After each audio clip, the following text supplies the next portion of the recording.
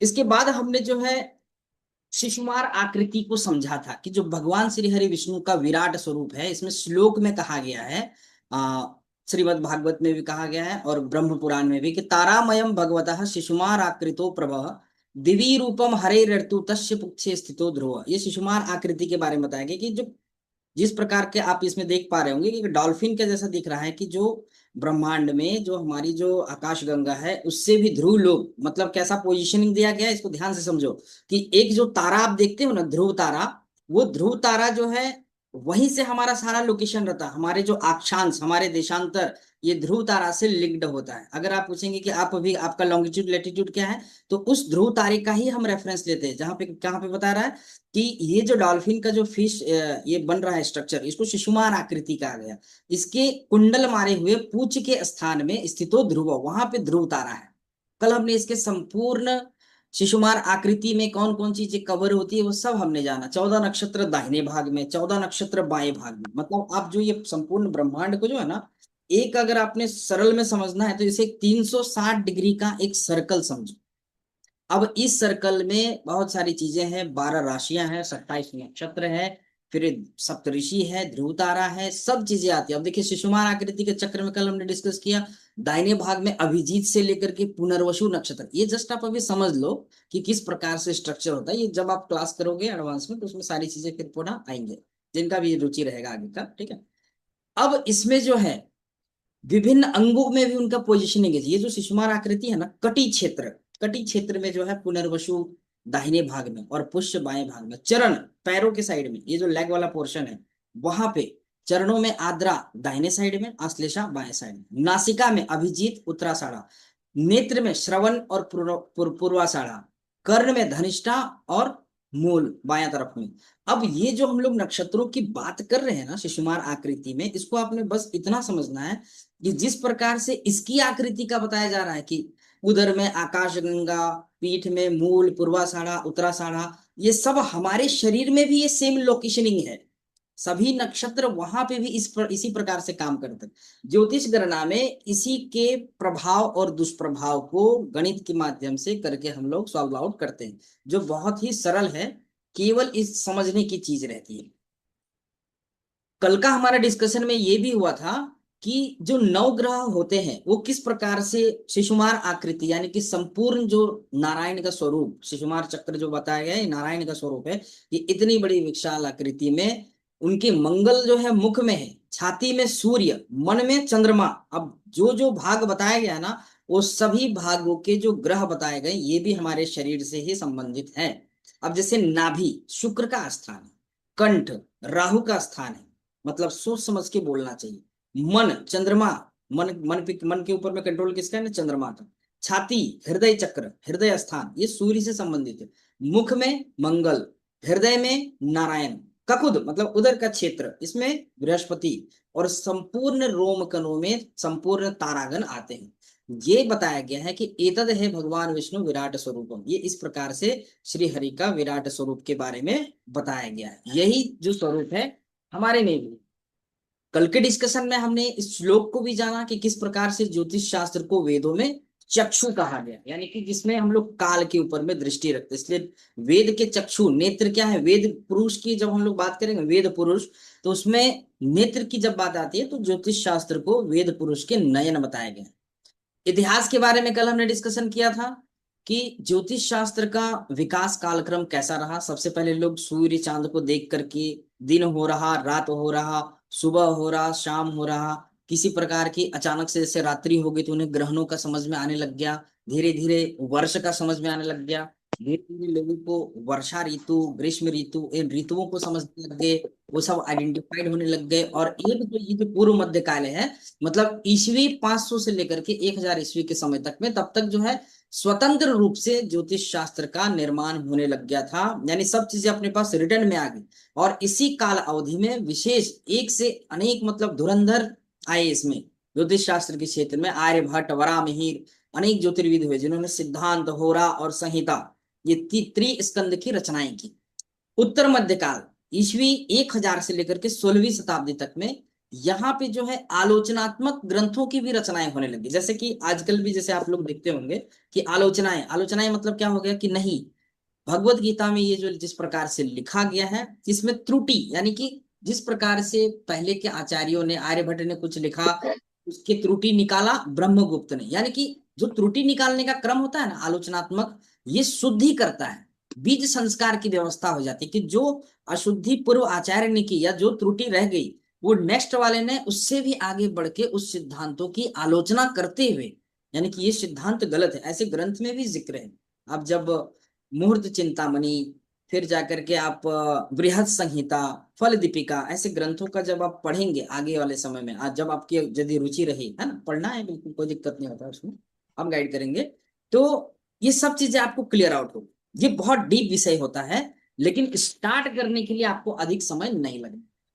आधुनिक काल में जब हम लोग वैदिक ज्योतिष की बात करते हैं तो हमारा वैदिक ज्योतिष शास्त्र आज के समय में बहुत ही एडवांस तरीके से चल रहा है, फिर भी अभी भी बहुत सारे स्कोप हैं, स्कोप ऑफ इम्प्रूवमेंट अभी भी है, उसके ऊपर में भी हम लोग जो है काम कर सकते हैं। और आज के देश में जो हमारा भारत है, इस विचार में भी, सोच विचार में है कि ज्योतिष शास्त्र को किस प्रकार से, क्योंकि एमए इन ज्योतिष के कोर्सेस, इसके ऊपर में आप जो है आगे चल के नेट में भी एग्जाम क्वालिफाई कर सकते हैं, नेट में बैठ सकते हो, ये सारी चीजें सुविधाएं हैं, जेआरएफ क्लियर कर सकते हैं। जो यंगस्टर हैं उनके लिए भी इसमें ज्योतिष शास्त्र में अच्छा स्कोप है हायर एजुकेशन के लिए। ओके, ज्योतिष शास्त्र की उपयोगिता जो है शिक्षा, कैरियर आइडेंटिफाई करने के लिए होती है, विवाह वगैरह के, संतान सुख, दाम्पत्य, कुंडली मिलान, इन सभी चीजों में यूज होता है। शेयर मार्केट, यानी कि अगर आपको ग्रहों का पता है, मूवमेंट्स का पता है, तो आपको इजीली पता रहेगा कि किस प्रकार से मार्केट अप जाने वाला है, डाउन जाने वाला है। आप भले किसी को गाइड करें या ना करें, आपकी दिशा और दशा दोनों आपके कंट्रोल में रहेगी। जिसे अपनी दशा पता है वो अपनी दिशा को सुधार सकता है। सही दिशा देने के लिए ज्योतिष शास्त्र की बेसिक समझ बहुत ही आवश्यक होती है। आज का जो हमारा टॉपिक है, आज हम लोग नवग्रह के परिचय और उनके स्वभाव को बहुत ही सरल तरीके से समझने वाले हैं, एकदम इजी वे में। इस मेथड में आपको कहीं भी कुछ भी रट्टा मारने की कोई आवश्यकता नहीं पड़ने वाली। सबसे पहले आप एक बेसिक सा कंसेप्ट समझ लीजिए कि हम लोग में जो है ना, जैसे आप लोग सौर मंडल में जानते हैं कि सूर्य जो है केंद्र में, सूर्य कहाँ पे, केंद्र में, बाकी सभी ग्रह जो है उसके चक्कर लगा रहे हैं, ठीक है। और जो चक्कर लगा रहे हैं उनकी अपनी कक्षाएं डिफाइंड है, उनका एक अपना पाथ डिफाइंड है कि वो इसी पाथ से ट्रेवल करे, ये इसी पाथ से ट्रेवल करेगा, उसका रूट जो है डिफाइंड है पहले से। ओके, उनके पर्टिकुलर डिस्टेंस है हमारे पास में कि सूर्य से लेकर के चंद्र की दूरी, चंद्र से लेकर के मंगल की दूरी। अब जैसे पृथ्वी से चंद्र की दूरी लगभग 3,85,000 किलोमीटर के आसपास में चंद्रमा हमारे यहाँ से दूरी पे है। ओके, सूर्य की दूरी कितनी होगी, 3 × 10⁸ ये तो हो गया प्रकाश की गति का, यहाँ से लगभग 3 करोड़ किलोमीटर के आसपास में, 3 साढ़े 3 करोड़ किलोमीटर में सूर्य की दूरी हो रही है ना, 3 करोड़ 84 लाख के आसपास में, एक एवरेज में बता रहा हूँ, लमसम बता रहा हूँ। ये जो डिस्टेंस बताने का रीजन क्या है कि इस डिस्टेंस में इतने इतने प्लैनेट्स हमारा है। अब ये जितनी दूरी है, जो जितना डिस्टेंस में है, उसका परिभ्रमण कक्ष जो होता है वो उसी हिसाब से रहता है। अब सबसे नजदीकी ग्रह जब हम कहाँ पे है ना, पृथ्वी में, तो केंद्र क्या हो गया हमारा ना, पृथ्वी का। अब क्यों, क्योंकि हम यहाँ से देख रहे हैं, हम तो सूर्य से नहीं देख रहे हैं, हमारा देखने का नजरिया कहाँ से होगा ना, पृथ्वी से। पृथ्वी से हम लोग सबसे पहले किसको देखेंगे, हमारे सबसे नजदीक में हो गया चंद्र। चंद्र के बाद में हमसे नेक्स्ट में आते हैं बुध, शुक्र, सूर्य, मंगल, गुरु और शनि। अब इसी के हिसाब से ये जो डिस्टेंस मैंने बताया, हिसाब से इन सबकी जो है अवधि रहती है। तो अपना म्यूट कर लीजिएगा एक बार। जैसे चंद्रमा 2.25 दिन में एक राशि परिवर्तन करते हैं, यानी लगभग 27 दिन में पृथ्वी का एक चक्कर लगा लेते हैं। बुध जो है 17 दिन में एक राशि का परिवर्तन करते हैं। शुक्र जो है 23 दिन में एक राशि का परिवर्तन करते हैं, 23 दिन का सर्कल इनका चलता है। सूर्य का प्रत्येक मास में, एक महीने में। मंगल 45 दिन। गुरु जो है 13 मास में अपना राशि परिवर्तन करता है। शनि 2.5 वर्ष में करता है। अब ये जो डिस्टेंसिंग देख रहे हैं, सबसे ज्यादा किसका रह गया ना, शनि देव का। मतलब सबसे अधिक जो परिभ्रमण कक्ष हो रहा है वो शनि का हो रहा है। ओके, इस हिसाब से आपने देखना। राहु और केतु जो है ये दोनों छाया ग्रह है। जो सूर्य और चंद्र, इसको आप साइंटिफिकली समझ लो, सूर्य का अपना, पृथ्वी जो है अपने इसमें चक्कर लगा रही है, चंद्रमा का भी एक अपना परिभ्रमण कक्ष है, अब दोनों का जो पॉइंट है ना वो इंटरसेक्ट होता है, क्यों? क्योंकि ये दोनों भी सूर्य का चक्कर लगा रहे हैं। तो उसमें से एक नोड आता है उत्तरी और एक दक्षिणी। उत्तरी उत्तरी नोड एक राहु का और एक केतु का, यानी ये दोनों जो है पर्टिकुलर रूप से ये भौतिक ग्रह नहीं है, लेकिन वहां पे जो एक ग्रेविटेशनल फोर्स बनता है ना उसका प्रभाव हमारे पे पड़ता है। यानी वो कट सेक्शन है जो हमेशा एक दूसरे से 180 डिग्री पे रहते हैं। राहु और केतु साइंटिफिकली प्रूवन है कि वो है वो लोकेशन। और उसी लोकेशन को देखकर, उसी लोकेशन, क्योंकि छाया को हम लोग ग्रहण में कब देखते हैं? हम लोग की छाया को देखते हैं ना, सन मून अर्थ, ये तीनों एक लाइन में होते हैं। तो इसकी जो छाया है ना, उसी छाया का ट्रैकिंग है राहु और केतु। एक साइड राहु का और एक साइड केतु का, दोनों एक दूसरे से 180 डिग्री पे रहते हैं। ठीक है, आगे हम लोग बढ़ते हैं। इसमें बहुत सरलता से इसको समझ लेना है आपने। ग्रह गति को हम लोग बाद में डिस्कस करेंगे। देखिए, नवग्रह, नवग्रह को याद करने के लिए कुछ नहीं करना है आपने। रविवार, सोमवार, मंगलवार, बुधवार, गुरुवार, शुक्रवार, शनिवार, ये 7 वार तो सबको याद है।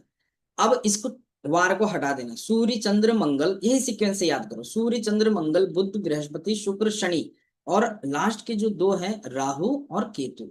ये हो गया सीक्वेंस, आपको याद करेंगे। अब ये जो नवग्रह मंडल है ना, ये हमारे सौर मंडल को, अब इसे आप एक परिवार समझो। और एक प्रकार से परिवार भी समझना है और एक तरीके से इसमें इसको राज्यसभा जैसा भी इसको समझना है। ठीक है, अंडरस्टैंडिंग के लिए आपके दिमाग में बैठ जाएगा। अब इसमें जो है सूर्य हो गए राजा। सूर्य क्या है ना, राजा। सबको ऊर्जा, सभी ग्रहों को ऊर्जा मिलती है सूर्य से। चंद्र है रानी। रानी क्यों? क्योंकि उसकी शीतलता के कारण। ये जो सीक्वेंस दिया गया ना, राजा, रानी, सेनापति, युवराज, देवताओं के गुरु, राक्षसों के गुरु, सेवक, ये उसी प्रकार से हमारे लाइफ में परफॉर्म करते हैं। और आपको इसी प्रकार से ही समझ लेना है, ताकि जब आप किसी की भी कुंडली देखेंगे या अपना भी जब आप देखेंगे दशा वगैरह, अभी आपकी कौन सी दशा चल रही है, इतना तो आप सीख जाने वाले हैं, कोई दिक्कत नहीं है ना। तो सूर्य राजा का पद प्राप्त है, चंद्रमा को रानी का पद प्राप्त है, मंगल जो है सेनापति है। ठीक है, अब मंगल सेनापति से हम लोग क्या समझते हैं कि सेनापति में क्या है कि उसमें पराक्रम होगा, सेनापति ताकतवर होगा, सेनापति थोड़ा क्रूर डिसीजन लेने वाला, यानी कि उग्रता पूर्वक भी वो व्यवहार कर सकता है। यानी कि जिसके कुंडली में मंगल का प्रभाव रहेगा, लग्न में मंगल या मंगल की राशि में या मंगल के नक्षत्र में अगर जन्म हो गया, तो उसमें मंगल का प्रभाव आ गया। अब यहां से आपका प्रिडिक्शन शुरू हो गया, यही से आपका प्रिडिक्शन शुरू हो कि अब जिसके कुंडली में, अब सूर्य चंद्र मंगल ये तीन ही ग्रह का हम लोग बात करते हैं ना, जिसके कुंडली में सूर्य यदि अच्छा है, यही से समझो सूर्य का पोजिशनिंग अगर बढ़िया, बढ़िया पोजिशनिंग कैसे होता है ये भी हम लोग चर्चा करेंगे, तो वो राजा के समान व्यवहार करने वाला रहेगा। राजा मतलब कि ऐसा नहीं कि वो राजा बन जाए, वो राजा के समान व्यवहार करना, अपनी मन की मर्जी का करने वाला, न्याय के हिसाब से चलने वाला, यश मान कीर्ति प्रतिष्ठा को प्राप्त करने वाला। सूर्य अच्छा होने का फायदा बता रहा हूँ। तो वो राजा, मन का राजा, मन के ऊपर में उसका नियंत्रण रहेगा, यानी रानी के ऊपर में उसका नियंत्रण रहेगा। चंद्रमा उसका कभी भी इधर उधर भटकेगा नहीं। अब मंगल है सेनापति। सेनापति को समझ लो, रक्त है। सेनापति क्या है? यानी कि उसमें रक्त में उबाल है। ठीक है, वो उत्तेजना है। मंगल क्रूर है, सेनापति है, उसको कई बार क्रूरता से डिसीजन लेना पड़ता है। राजा है सूर्य, तो उसको भी, राजा को भी कई बार डिसीजन लेने के लिए अपनी प्रजा को, अपने परिजनों को, अपने परिवार वालों को भी सजा सुनाना पड़ता है। इसलिए सूर्य का भी स्वभाव क्या है? क्रूर है। अब यहाँ पे आप देखते चले जाओ, हाँ, स्वभाव के बारे में यहाँ पे जैसे जैसे मैं बोल रहा हूँ ना, उसका स्वभाव भी यहाँ पे आप देख सकते हो किस प्रकार से मैंने यहाँ पे स्वभाव बताया हुआ है। ये देखिए यहाँ पे, ये देखिए, ये स्वभाव का सेक्शन। सूर्य को मैंने क्या बोला कि वो क्रूर है, क्यों? क्योंकि उसे भी कई बार ऐसा निर्णय लेना पड़ता है कि जो उसके परिजनों के खिलाफ हो सकता है, परिजनों के खिलाफ हो सकता है, अपनी जनता के खिलाफ हो सकता है, लेकिन न्याय के खिलाफ नहीं हो सकता, उसे दंड देना पड़ता है। इसलिए राजा को क्रूर कहा गया। मंगल सेनापति है, उसे लीड लेना है, उसे बचाव करना है, उसे राज्य की रक्षा करनी, इसलिए वो किसी भी हद तक जा सकता है। तो हमारे अंदर में जो क्रोध रहता है वो सेनापति मंगल का प्रभाव। अब बुध का प्रभाव समझिए इसको कि वो युवराज है। बुध कैसा रिएक्ट करता है? युवराज के जैसा। अब युवराज कैसा हो गया? पहले युवराज शब्द में तो पहले दिमाग में डाल लो कि युवराज सबसे पहले अय्याश होगा, अपनी मन मर्जी का करने वाला, जो अपने हिसाब से चले, जो अपने मन मर्जी से करे, बहुत अधिक पैसे खर्च करने वाला युवराज का स्वभाव, बहुत ज्यादा, मतलब अपने आप को युवा जैसा रखने वाला, ये युवराज का स्वभाव। बुद्ध क्या है? युवा है, वो युवा है। ठीक है, इसलिए वो अपने आप को युवराज के समान। युवराज का क्या है कि उसे कोई भी भ्रमित कर सकता है, वो सेनापति के भी प्रभाव में आ सकता है, सूर्य के साथ गया तो सूर्य के प्रभाव में भी आ सकता है, क्योंकि सूर्य उनके पिता है, युवराज है, तो फिर कौन हो गया, ये राजा है सूर्य, तो उसके पास में उसे उसके हिसाब से रिएक्शन देना पड़ेगा। बुध इसीलिए सूर्य के साथ रहने पे, सूर्य और बुध की युति जो होती है ना कुंडली में, बुध आदित्य योग बोलते हैं इसको, जब सूर्य बुध की युति हो जाती है तो बुध भी जो है राजा का स्वभाव पकड़ लेता है। अब आप अपने आप को एज्यूम करो, मान लो कि आप बुध हो और अपने पिता के सामने जाकर के आप बैठ जाओ। अब आपको कैसा रिएक्शन देना, एक रिस्पॉन्सिबल जैसा आप बोलोगे ना, हाँ वहां पे गए थे क्या, हाँ वहां जाके आया, उसको भी पैसे दे के आया और ऐसा ऐसा किया, मतलब क्या है कि बुद्ध राजा के समान एक्ट कर रहा है, यानी जैसा राजा को चाहिए वैसा फीडबैक दे रहा। अब यही बुद्ध जो है जा करके कहाँ पे बैठ जाए, अपने सेवकों के साथ में बैठ जाए, यानी कि शनि के साथ में बैठ जाए, तो वो कैसा करेगा, उनके जैसा बिहेव करेगा। यही चीजें आपने प्रैक्टिकली समझना है। अब देखिए, तो बृहस्पति, बृहस्पति क्या है कि उन्हें देवताओं का गुरु का पद प्राप्त है, देवताओं का गुरु। अब गुरु का संबंध कहां से आ गया, ज्ञान से हो गया। गुरु का संबंध हमारे अंदर की गुरु तत्व, यानी कि जो हमें एक सद्बुद्धि देता है कि हाँ this is wrong, this is not good, और इस प्रकार की चीजें, इंट्यूशंस की जो सही गलत का मार्ग दिखाए, चयन अच्छे से बताए, मनी का फ्लो, ये सभी चीजें जो है गुरु है। यानी कि सही और गलत की परख, ज्ञान हो गया, स्वास्थ्य हो गया, किसी भी चीज के आरोग्य की मुक्ति हो गई, ये सब बृहस्पति करते हैं। हमें सबसे ज्यादा अगर कोई प्रोटेक्शन देने वाला ग्रह है तो वो ग्रह बृहस्पति है। वैसे भी अगर आप भौतिक तरीके से देखेंगे खगोलीय के हिसाब से, तो पृथ्वी पर भी बहुत सारे उल्का पिंड वगैरह आते रहते हैं, उसको सबसे ज्यादा जो कवरेज करता है वो बृहस्पति।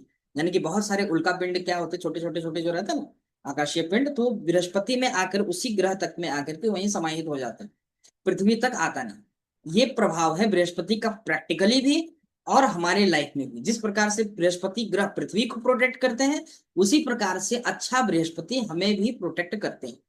शुक्र की बात हम लोग कर लेते हैं। शुक्र जो है उनको पद प्राप्त है राक्षसों का गुरु। अब देखो दोनों बात को ध्यान में रखना, एक है देवताओं के गुरु, वो भी गुरु है, और एक है राक्षसों के गुरु, वो भी गुरु है। अमर कुछ बोल रहे हो, आवाज आ रही है क्या? गुरुजी हाथ उठाए इसलिए क्वेश्चन था बृहस्पति को लेके। अब हम लोग क्वेश्चन लेंगे ना लास्ट में, ठीक है? जी जी जी गुरु मेरी आवाज आ रही है जी ना? गुरु जी गुरु जी। ठीक है ओके, क्वेश्चन लेंगे हम लोग लास्ट में लेंगे, एक बार इसको कंप्लीट कर लें। अब देवताओं की गुरु और राक्षसों की गुरु दोनों में एक चीज कॉमन है कि दोनों भी गुरु हैं। अब दोनों के गुरुओं में एक भेद क्या है ये समझ लीजिए आप लोग, कि दोनों गुरुओं में भेद रहता है कि शुक्र को किसी भी प्रकार से वो अपने मतलब जो उसके अनुयायी हैं उसको वो हारने नहीं देना चाहिए। शाम दाम दंड भेद शुक्र सब लगा देते हैं। बृहस्पति क्या है, वो तभी तक आपको सपोर्ट करेंगे जब तक आप सही रास्ते में। ये प्रैक्टिकल चीज है, हाँ। बृहस्पति गुरु का सपोर्ट तब तक रहेगा जब तक आप सही रास्ते में, जैसे, लेकिन शुक्र के साथ में ऐसा नहीं है। वो धर्म अर्थ काम मोक्ष सबको लेकर के चलता है। बृहस्पति के पास में धर्म है, अर्थ है, मोक्ष है, काम नहीं है। ये दोनों भेद मैंने आपको बृहस्पति का सबसे बड़ा भेद बताया कि बृहस्पति और शुक्र में क्या फर्क है, ठीक है? अब देखिए, शनि जो है, शनि किस में आते हैं, कि शनि को हमारे जितने भी हमारे जिनका अगर शुक्र शनि अगर अच्छा है कुंडली में, तो उनके हाथ के नीचे के जो लोग काम करने वाले होते हैं वो अच्छा परफॉर्म करेंगे। मतलब आपको एक टीम का एक अच्छा सपोर्ट मिल जाता है शनि अच्छा रहने से, सेवक। अब शनि सेवक से ये भी समझना है कि शनि प्रधान कुंडली में उसे जॉब वगैरह करना पड़ता है, श्रम करना पड़ता है, यानी कि उसे नौकरी करनी पड़ेगी, इस प्रकार की भी चीजें रहती है। तो शनि को हम लोग नौकरी विभाग से भी देखते हैं, शनि को हम लोग सेवक से भी देखते हैं, शनि को हम लोग सेवा भाव से भी देखते हैं, शनि को हम लोग जो है उन्हें सेवक का पद प्राप्त है। शनि को हम लोग न्याय के दृष्टिकोण से भी देखते हैं कि न्याय के देवता शनि है। और राहु और केतु जो है दोनों छाया ग्रह। अब छाया ग्रह का परफॉर्मेंस कैसा रहेगा, कि वो जिस ग्रह के साथ में विराजमान हो जाए और जैसा उनका संबंध है उसके जैसा राहु और केतु परफॉर्म करने वाले हैं कुंडली में, उसी प्रकार से परफॉर्म करेंगे। जैसे मान लीजिए एक हम लोग उदाहरण लेते हैं कि शुक्र और राहु का युति हो जाए, या शुक्र के घर में राहु हो जाए, तो राहु के पास में शुक्र वाली चीजें आएंगी, और साथ में शुभ ग्रह है और ये पाप ग्रह है, तो वो दोनों एक दूसरे को डिस्टर्ब भी करेंगे, ये दोनों चीजें होंगी। क्योंकि पाप कारक जो ग्रह होते हैं ना वो कभी अपना स्वभाव नहीं बदलते। शुभ जो ग्रह है वो भी इसी प्रकार से वचनबद्ध है कि उन्हें भी अपना स्वभाव बदलने का अधिकार नहीं है। अब हम लोग जो है ना इस काल क्रम में ये जो हमारा काल चक्र का चल रहा है, काल पुरुष का काल विज्ञान यानी समय की जो यात्रा चल रही है, अब इस समय में हम लोग कितने साल से, लास्ट कोई 40 साल से होगा लाइफ जो शुरू हुई, कोई 30 साल का भी हो सकता है, कोई 20 साल का भी हो, लेकिन ये जो ग्रह है हमसे करोड़ों साल पहले से ये काम कर रहे हैं। अब सोचो बलवान कौन है, आप बलवान है कि हम बलवान।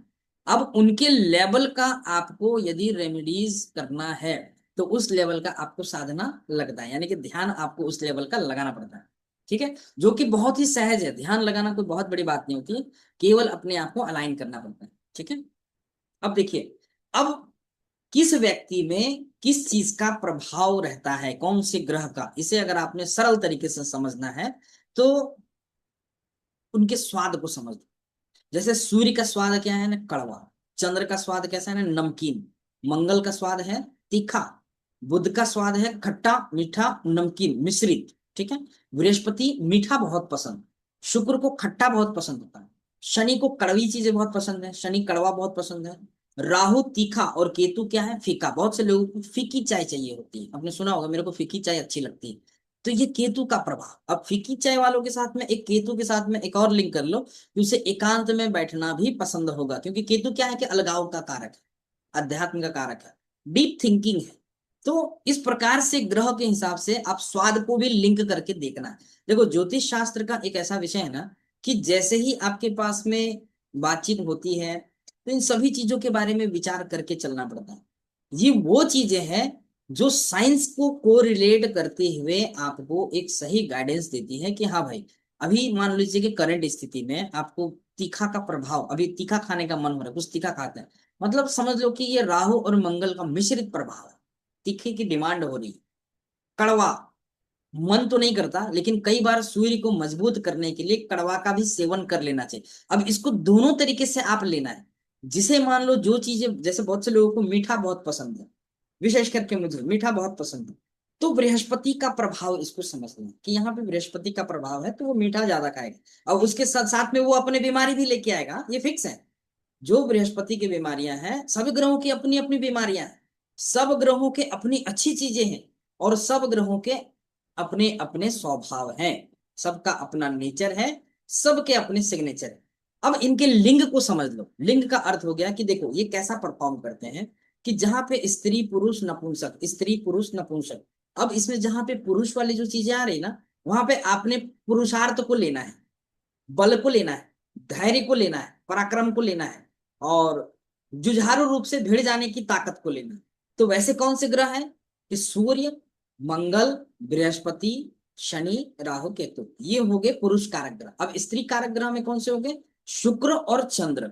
अब स्त्री कारक ग्रह की जब हम लोग बात करते हैं तो इससे हमने क्या समझना है, ये बहुत इंपॉर्टेंट है। स्त्री कारक ग्रह से हमें ये समझना है कि दया, ममता, करुणा, हाँ। इमोशंस, इन चीजों को हमने स्त्री कारक में लेना है। और एक अथाह साहस, ऊपर से स्त्री में क्या, एक स्त्री कारक में क्या लेना है कि शुक्र और चंद्र ये दोनों बहुत ही चंचल ग्रह हैं। दोनों बहुत चंचल है, शुक्र भी चंचल है, और चंद्रमा की तो आप बात ही मत कीजिए, चंद्रमा तो अति चंचल, क्योंकि चंद्रमा मन सो जाता है, चंद्रमा, चंद्रमा मन के कारक है। अब इनके रिश्ते को हम लोग समझ लेते हैं कि सूर्य जो है रिश्ते में, जैसे आप अपने फैमिली में, अब मैंने क्या बोला, यत पिंडे तट ब्रह्मांड, जो वहां परिवार मंडल है, जो वहां जिस प्रकार से वर्क कर रहे हैं, सूर्य चंद्र मंगल बुध गुरु शुक्र शनि राहु की, तो उसे अब अपने लाइफ में सेम देखो। तो सूर्य देखना है तो पिता को, चंद्रमा से माता का विचार किया जाता, मंगल से भाई का विचार किया जाता, बुध से बहन और बुआ का विचार करना, बृहस्पति से गुरु शिक्षक का विचार किया, शुक्र से जीवन साथी पत्नी का विचार किया था, शनि से सेवक का विचार किया जाता है, और राहु से दादा का विचार किया जाता है। जब हम लोग केतु ग्रह की बात करते हैं तो ये हमारा ननिहाल वाला पक्ष में चला जाता है, तो वहां पे हम लोग नाना का विचार करें। अब जिनका राहु मजबूत होगा उनका विशेष करके बचपन में अपने दादाजी के साथ में बहुत बढ़िया लगाव रहता है, प्लस कि दादाजी से मिलने का सौभाग्य भी प्राप्त होता है, यानी कि एक जनरेशन गैप होता है ना। तो कई बार बहुत सारे ऐसे होते हैं पितृदोष के कारण, इस प्रकार के अलग अलग दोष रहते, आयु छिन्न हो जाता, तो दादाजी से मिलन ही नहीं हो पाता। तो इसमें कहीं ना कहीं एक राहु का भी प्रभाव रहता है। ओके, तो आज हम लोग यहीं तक समझ लेते हैं। हमने बेसिकली क्या समझा कि सभी ग्रहों को एक पद प्राप्त है, राजा, रानी, सेनापति, युवराज। कैसे याद करना? सूर्य, चंद्र, मंगल, बुध। सूर्य राजा, चंद्र रानी, मंगल सेनापति, बुध युवराज। अब सभी ग्रहों के अपने लिंग है। अब इसमें बुध जो है ना नपुंसक, यानी कि न्यूट्रल। न्यूट्रल क्यों? कि वो जिसके साथ भी विराजमान हो जाए, जिसके राशि में बैठ जाए, वो उसी के समान एक्ट करने वाला है। अगर अपनी राशि में तो फिर अपने हिसाब से करेंगे वो, है ना। इसलिए बुध जो है कॉमन में उनको लिया जाता है। बुध एक ऐसा ग्रह है जिनके मैक्सिमम ग्रहों के साथ में उनकी मित्रता चलती है। सबसे ज्यादा मित्रता बुध की। बुध का शनि से भी ठीक है संबंध, बुध का सूर्य से भी ठीक है। बुध शनि दोनों एक दूसरे में सम हो जाते हैं, है ना। अब चाल की बात करते हैं कि कुछ जो ग्रह हैं वो कभी वक्री होते, कभी मार्गी होते। वक्री का मतलब क्या हो गया? Retrograde motion. मोशन हमारा यही रहता है, लेकिन कई बार ऐसा होकर के ऐसा फिर जा करके निकलेगा। ये क्या हो गया? Retrograde motion. कि एक जगह पे हमें ऐसा महसूस हुआ कि वो वहां पे रेट्रोग्रेड हुआ, वक्र हुआ, लेकिन वो होता नहीं। हम लोग पृथ्वी में तो हमारा पोजिशनिंग भी चेंज होता है और प्लानिट का भी पोजीशन चेंज होता है, इसलिए वो वक्री मार्गी हमें समझ में। सीधी चाल, मार्गी मतलब क्या हो गया? सीधी चाल। वक्री मतलब क्या हो गया? कि ऐसा आते हुए प्रतीत होना। वक्र होने वाले ग्रह कौन से हैं? ने मंगल, बुध, बृहस्पति और शुक्र, ये चार ग्रह वक्र, कभी वक्र हो सकते हैं, कभी मार्गी होते हैं। सूर्य चंद्र सदैव मार्गी रहने वाले और राहु केतु सदैव वक्री रहने वाले। इस तरीके से आप इसके चाल को ध्यान में रख सकते हो। रिश्तों को आपने समझ लिया। जिसका सूर्य खराब, उसका पिता के साथ संबंध खराब होने के चांसेस रहते हैं। पिता के स्वास्थ्य में बाधा होने की चीजें रहती है। इसी प्रकार से सभी नौ ग्रहों का हम लोग विचार आने वाले सेशन में हम लोग करेंगे। अब आज हम लोग इतना ही समझते हैं, ओवरलोड हो जाएगा। कल का जो हमारा सेशन रहेगा, कल के सेशन में हम लोग ग्रहों को और डीपली समझेंगे, प्लस राशियों को भी देखेंगे। ठीक है, अभी हमारा बहुत अच्छा अच्छा चीज बाकी है कि किस प्रकार से वो हमारा स्वास्थ्य में, रंग में, किसका भी कौन से ग्रह का भाग्योदय रहता है, कैसे इसको समझना है। कुछ यहाँ पे रट्टा मारने की जरूरत नहीं। कद कैसी रहती है, बहुत सारी चीजें, इंटरेस्टिंग इंटरेस्टिंग चीजें हैं। कल हम लोग इस सेशन में लेंगे। आज के सेशन में जो प्रश्न वगैरह है आप लोग पूछ सकते हैं कि आज की सेशन में क्या डाउट्स हैं, क्या है, बताइए। गुरुजी, हमारा मेरा एक डाउट है। बोल। मेरा एक डाउट है कि अगर मान लीजिए कि आ, गुरु वक्री हो गया, ठीक है, और शुक्र और बुध एक जगह बैठ गया, मतलब तीनों एक जगह बैठ गया, तो कहीं ऐसा तो नहीं होगा कि गुरु अपना आ, कहेगा कि हम ऑनरशिप है तो मैं जो कहूँगा सो करो, और शुक्र कहेगा कि मैं ऑनरशिप हूँ, जो मैं कहूँगा सो करो। और बुध तो कॉमन है, जो जो ज्यादा इंपॉर्टेंट होगा उसके साथ चला देखो आप जाएगा। क्या बोलना चाह रहे हैं कि शुक्र बुध और गुरु की युति। लेकिन गुरु बकरी है। गुरु वक्र, ठीक है ना, वक्र और मार्गी का हो गया। देखो शुक्र और गुरु का जो युति होता है ना अमर, उसमें कैसा हम लोग विचार करना है कि सबसे पहले उसकी मानसिकता में सदैव द्वंद्व चलता रहेगा। वो अपने से ही वो युद्ध करता रहेगा खुद पूरा लाइफ। शुक्र एक तरफ उसका मन उधर खींचेगा, मतलब वो भंवर में फंसा हुआ रहेगा हमेशा। ये उस व्यक्ति का सबसे बड़ा उसका मतलब ये होगा कि उसके मन में हमेशा शुक्र और बुध, क्योंकि दो गुरुओं का सवाल हो जाता है। जब दो गुरु टकराते हैं ना, तो दो राज्य टकराने के जैसी बात हो गई, समझ लो। दो सल्तनत, दो पर मतलब इतना मतलब उनका रहता है, शुक्र और गुरु। सबसे वर्चस्व की लड़ाई दोनों में, दोनों ग्रहों में वर्चस्व का युद्ध होता है। इसमें लाइफ में क्या होता है ना, बहुत सारी चीजें तामझाम तामझाम तामझाम, उतार चढ़ाव होते रहता है। ओके। इसमें बैलेंसिंग और अनबैलेंसिंग को कैसे आपने विचार करना है कि दोनों के डिस्टेंस को देखना है। अगर डिस्टेंस गुरु का, शुक्र का नक्षत्र मान से अधिक हो रहा है, यानी एक नक्षत्र का जो मान होता है 13 डिग्री 20 मिनट का, ठीक है। अब उस नक्षत्र मान से अधिक है तो दोनों अपना इंडिपेंडेंट काम करेंगे, और दोनों अपनी अपनी काल अवधि, जो हाँ। उनका दशा अवधि रहेगा ना, उसमें वो परफॉर्म करेंगे। यदि नक्षत्र मान से उन दोनों में कम वैल्यू है, तो दोनों, अगर शुक्र की दशा आएगी तो गुरु भी एक्टिव हो जाएगा, गुरु की आएगी तो शुक्र भी एक्टिव हो जाएगा। समझ गया ना? जी अब ये गुरु जी। बताओ। जी गुरु जी, समझ गया। हाँ, मतलब उसमें जो गणना पद्धति है ना, उसमें आपको उस पैटर्न को देख लेना पड़ेगा कि हमारा नक्षत्र मान जी कैसा हो रहा है। ठीक है, वो सारा कैलकुलेशन वैल्यू पे डिपेंड करता है ना, कि जो स्पष्ट ग्रह मान आपने किया है। आप तो करते हैं ना स्पष्ट ग्रह निकालने का, जी। है ना। तो उसमें मान लो कि सूर्य अगर, शुक्र अगर 13 डिग्री का है, और बृहस्पति अगर 27 डिग्री का है, तो कितना हो गया डिफरेंस? 13 डिग्री से ज्यादा हो गया। तो दोनों अपना इंडिपेंडेंट काम। जी। वही शुक्र अगर 10 डिग्री के हैं और बृहस्पति अगर 15 डिग्री के, 5 डिग्री का हो गया। 5 डिग्री मतलब 3 डिग्री 20 मिनट हो गया एक नक्षत्र का एक चरण। ठीक है, 3 डिग्री 20 मिनट, 3 डिग्री 20 मिनट, यानी कि दो नक्षत्र के बीच में, एक नक्षत्र के दो चरणों जितना ही डिफरेंस है, यानी कि उनका जो ऑक्यूपाइड पोर्शन है वो कम हो गया। अब दोनों को अपनी वर्चस्व की लड़ाई लड़नी पड़ेगी। अब उसमें वो अपने हिसाब से काम करेगा कि शुक्र कहाँ का स्वामी है, गुरु कहाँ का स्वामी है, शुक्र कहाँ पे विराजमान है, भाव भावेश, वो सारा कैलकुलेशन उस हिसाब दोनों से। को एक्टिव कर देगा। हाँ, उसको सुटेबल कर लेना है। ठीक है। जी गुरुजी। ओके। और कोई सवाल वगैरह? बोलो।